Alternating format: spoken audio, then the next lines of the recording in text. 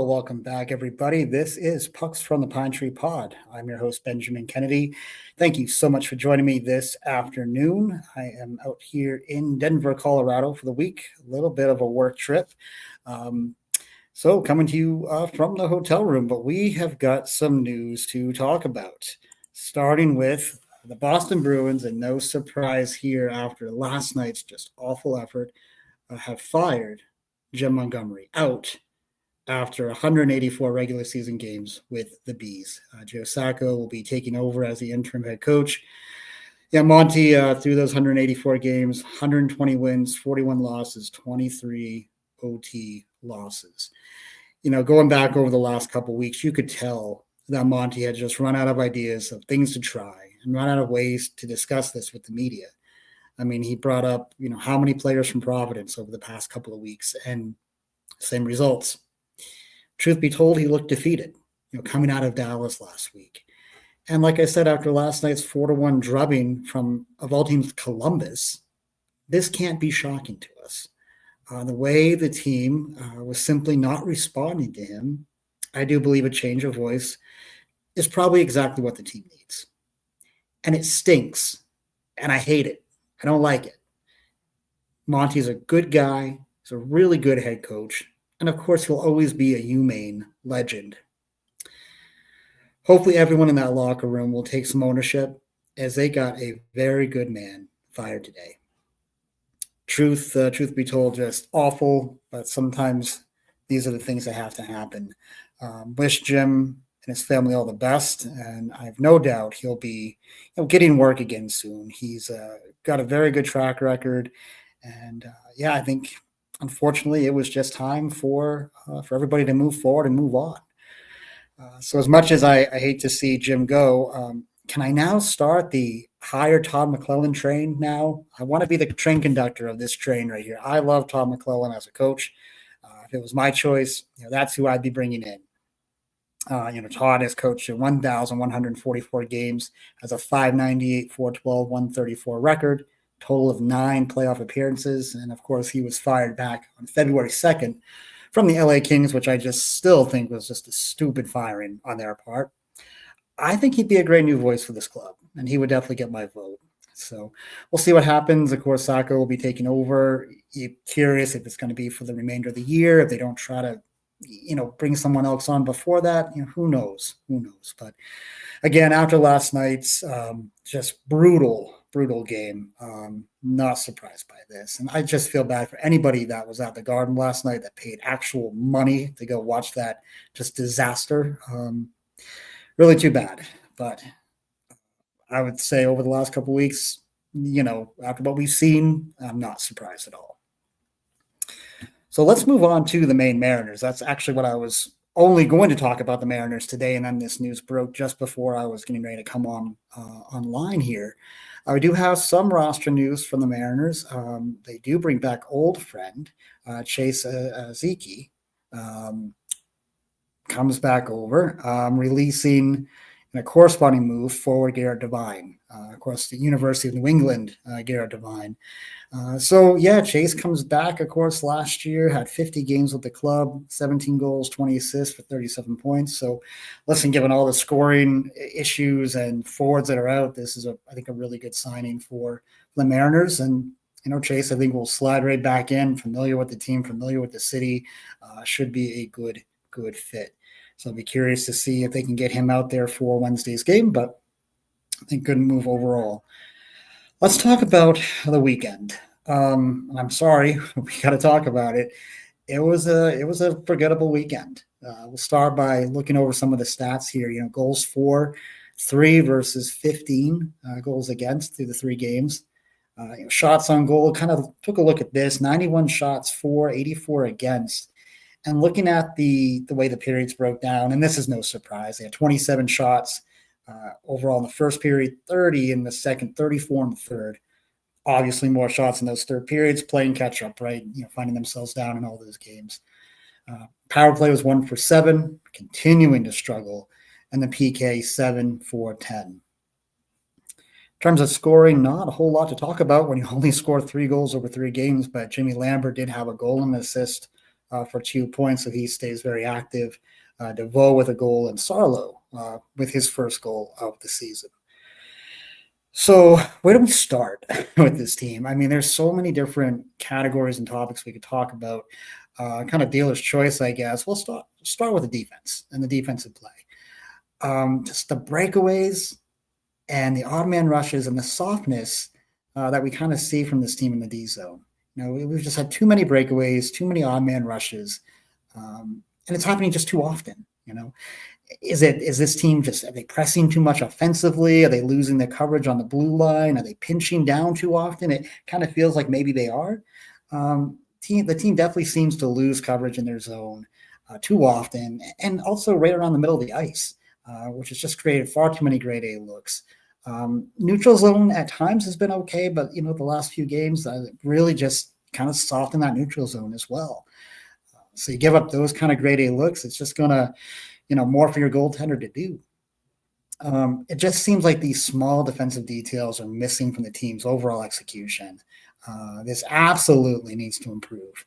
I want to see this team just be more assertive, more aggressive defensively. And by this, I don't mean going out and taking big risks or chances. I mean simplifying the effort. Be harder on the puck carriers. Be hard on the blue line entries, and stop playing this kind of reactive defense that we've been seeing lately. Think more Florida Panthers and less Boston Bruins in terms of those defensive structures you see out there. You can see how Florida is just always right on that puck carrier, always really hard on the blue line. Any team, that's going to be the model, right? It can be hard to do, but that's where they got to get to with this defense. When you do see the team play well defensively, what you typically see is extremely active sticks in the neutral zone. You see really hard skating, really hard checking. And we have seen it at times this year. So, I mean, the team is capable of playing better. I do believe there's enough in the room for better results than this. So it has to get better. Looking at some of the numbers right now, total goals against, they're at 43, averaging 3.58 goals per game given up. That's third most in the North. These are stats as of yesterday, and sixth most in the ECHL. In the North, the teams that are in front of them are Norfolk, but they've actually played 13 games and given up 47 goals, and Reading has played 16 games and given up 47. So, Reading's played a lot more games than Maine to this point. So, yeah, something to be watching. Again, I do think that the talent is in the room for this to be better, and it's going to have to be. It's going to have to be moving forward. Moving on to goaltending. Of course, we got the trio in net, starting with Meyer. 5 games played as a 2.64 goals against average, 885 save percentage. Bischel, 5 games played, 3.5 goals against, 871 save percentage. And Brad Arvanitis getting into 3 games, had some tough luck. I feel bad for this guy. 4.5 goals against and an 844 save percentage. Not very good. I'm sure each one of these goaltenders would say there's a few goals here or there that they should have saved and they'd like back. But as we've highlighted the defensive struggles and the grade A chances allowed, it's really hard to put a ton of blame on these goalies to this point. I do think it's a talented group. I also think it can be difficult to truly find a groove, especially for Arvanitis. And when you're only playing, a game a week or maybe 2 games in a 10 or 12-day stretch. And that's just how the ECHL schedule breaks down sometimes. It really means that the practice opportunities and the looks you get there on the ice are going to be extremely important. On a 4-8 team, though, like we are, everyone needs to play better, including the goaltenders. So, there's definitely more to be expected from them.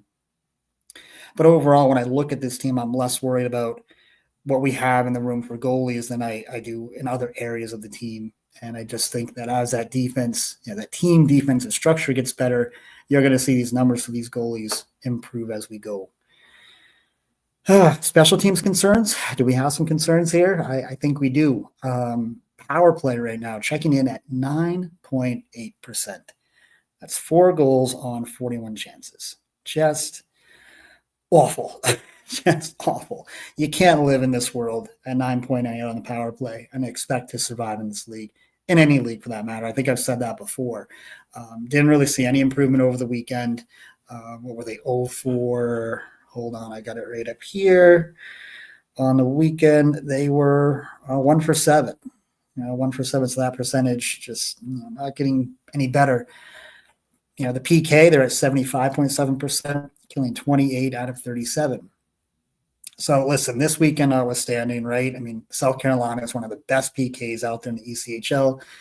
The Mariners power play has generated usually plenty of shots and plenty of opportunities when they do have the PP. I do believe part of the struggle is they've, first of all, faced some good goalie performances. So they have been goalied a little bit, I think. But a more controllable struggle is I do kind of wonder is the team's ability to create more traffic in front of the net.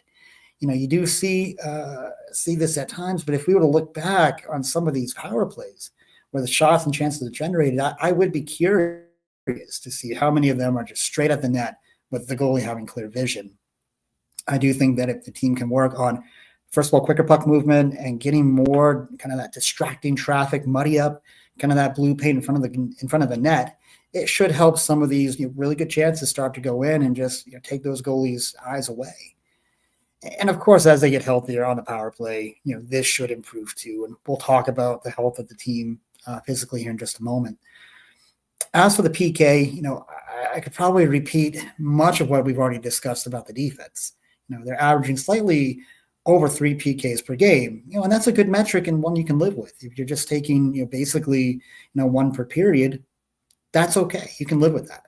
Just continue to simplify that defensive effort with that aggressive approach. Kind of take the page out of what you saw out of South Carolina this weekend. They didn't allow any easy entries. They were aggressive on the puck carriers. Take a play out of their playbook, and I think more of that type of play, that style of play will help. I just said, I believe they do have it in the room to improve and to be better. I don't know if they can be as good as South Carolina's PK, but they can certainly be better than where they're at today. Talking about just missing players, and listen, I'm not here to make any excuses for the club. Injuries and player movements, it's a big part of what we see in the ECHL. But that said, when you're missing top-level talent that you are and don't have the major roster reinforcements coming down from Providence, it's just tough. And remember that Kalmakoff and Sarlo didn't start the season either. So the team hasn't had a single game with their full assortment of offensive regulars to this point. Again, not any excuses, just a fact to kind of keep in mind as we judge this team's performance to date. Of course, we know Peterson, at last check, was on a 14-day IR. So at this point, I'm not assuming we see him over the next few games. I haven't seen or heard any updates there. Of course, Carter Johnson, he got, of course, that hit there, I think it was last week, a few games ago, kind of a dirty hit there. No news yet on him either. I think his leadership is really being missed. He's really good in the face-off dot. Those skills are being missed right now. So hopefully it'd be great to see him out there on Wednesday. But we'll have to wait and see. Same thing for Veerling, of course, didn't play over the weekend either. Looks like it was an illness. Hopefully that's all it is, and he can heal up from that. I'm hopeful again that we'll see him back on Wednesday. He's another one that you desperately need out there. He's very creative, shot generating type of player, and you definitely want him out there. And of course, there's Jacob Hudson with the suspension, 5-game suspension. A lot of chatter about this online. Of course, it's the leaving the penalty bench penalty call, Rule 70.4 in the ECHL rule book. It's a pretty long rule. I'm only going to read the part of this that talks about the situation we had. Of course, for those of you who don't know, it was Hudson and Howardchuk for South Carolina that got into a scrum, got into a fight, got put in the penalty box. Penalty expires, and they immediately hit the ice and start throwing haymakers at each other again. So here's the section of the rule. At a stoppage of play following the expiration of their penalties, if a player or players exiting the penalty bench get involved in an altercation, those coming from the penalty bench shall be assessed penalties they incur in the altercation, in addition to a game misconduct and a 5-game suspension, as outlined in 70.10. Should a player coming from the penalty bench at a stoppage of play get involved with an opponent, and the opponent is deemed to be the instigator of the altercation, then the player coming from the penalty bench would not be subject to the game misconduct and 5-game suspension. So, of course, that last piece, it was deemed that both really kind of went at each other. Neither one really instigated. So they both get the 5-game suspension. And there you go, directly from the rule book. 4 more games for Hudson. Again, just a brutal time to lose someone like him when you have all these other guys down. It's too bad, but a lot of comments as well. If you can't score on him, at least you can punch him in the face. I guess we saw a lot of that between Saturday and Sunday. And of course, as we already talked about, Mason Millman did get recalled up to Providence. Well-earned promotion for him. 10 games here in Portland, had 2 goals, 4 assists for 6 points. You can see his offensive abilities from the blue line. He's got that shot mentality that you like, really creative with the puck, good skater. I guessing we'll see him again at some point this season, as things kind of transition and move between Boston and Providence. Be really, really good to get him back. So let's just hope we get some of these guys back and healthy. We definitely need it here for the group. And at this point in the season, we always say, oh, it's early, it's early, it's early. Well, how early is it at this point? It's November 19th today. And so far we are 12 games into the 72-game schedule. That's roughly 17% of the way through the schedule. So we're getting really close to that, that 20% mark. So, yes, I guess technically it's still early. And yes, the Mariners still have time to turn this around. However, they can't afford more of these weekends of 0-3 or 0-2 type of performances. They've lost that leverage and that flexibility to do that at this point. I don't know what the math would be, but do they have to play 750 hockey now to get into the playoffs already? 800 hockey to get in? Can they do that? These further cold stretches, of course, are going to continue to hurt these playoff odds. So they've just got to avoid these offers moving forward if they want any chance to dig back in. Again, I think they have it in the room, and as they get healthy, I think it's in the room, but they just can't keep digging themselves a hole, and that's exactly what they've done here with a couple of these weekends already. Upcoming schedule for the group, of course, tomorrow, 11:20 at home versus Worcester at 7 o'clock there at the Cross Insurance Arena. And then we go into the 23rd at Reading, 7 p.m. there. And then, of course, the boys head down to Norfolk for the Thanksgiving holiday. First one being 11:27 at Norfolk at a 7:05 puck drop down there. Only had a couple of listener questions come in from Mike Nicholas, who always very faithful in giving me questions. Appreciate it, Mike. I'm going to read these off. I've kind of already answered them, but I'll kind of readdress it as well. First one from Mike. It's still early. We've got some skilled guys, but what this weekend showed is a lack of depth when call-ups and injuries happen. Where do we go from here? Well, I think where we go from here is simply forward. The team needs to get into that short memory kind of mentality and just focus on improving for the next game. I know that sounds simple, that sounds easy, but you just got to have that real quick memory and just simply move forward and just forget about what's already happened. We need to see stronger commitment to the defensive details of the game, as we highlighted. And if you play, a solid structured team defense, it will lead to more offensive zone time and more chances naturally. Of course it will. And the team does need to get healthier. We know that. Clearly the injuries hurt the team this weekend. That was such a tough spot this weekend, not just the 2 games against South Carolina, but the late night trip coming back from Quebec. I think Mike Keeley told me they got in around 4:30 Saturday morning. Again, not an excuse, but just puts them in a tough spot. It's always hard to know what sort of help may come from Providence, but right now I wouldn't expect much help at all. Both Boston and Providence are struggling to find answers, and we're seeing plenty of movement between those teams, of course, with all the moves Monty had been making. My guess is that, again, maybe Millman comes back sooner rather than later, but yeah, I wouldn't expect much help from Providence for right now. To that point, concerning lack of depth for call-ups, etc., this really parlays well into some comments I saw in social media over the last few days about fairness regarding, the loaded South Carolina roster. And I can't remember how many AHL and NHL, players they had, but it was a lot. I think it was like double the amount of what Maine had out there on the ice. And it really isn't about fairness. It's more about total organization and the systems that those organizations have in place.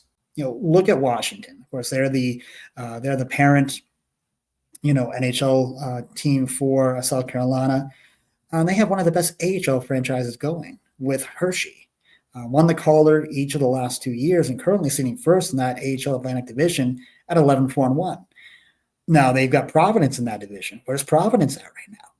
6-7-2. Not exactly lighting it up. And then you look at the Capitals, 13-4-1.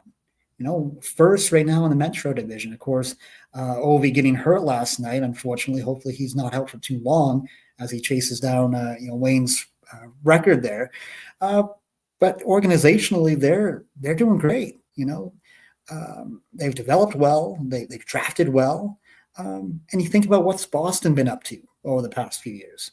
Mostly trading draft picks, going all in for it, running it back every year, et cetera, et cetera. Long term, that's going to impact your organizational depth. It just is. It doesn't. I'm not talking about guys like Lori or guys like that where the Bruins have had some success in drafting players and developing them. I'm talking about the guys that may never make it to Boston, but might have really good AHL careers, might get a sniff at the NHL.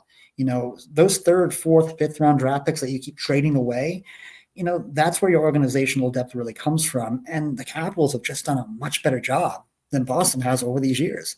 That's why you see South Carolina coming up here and, whooping Worcester around and whooping, the Mariners around.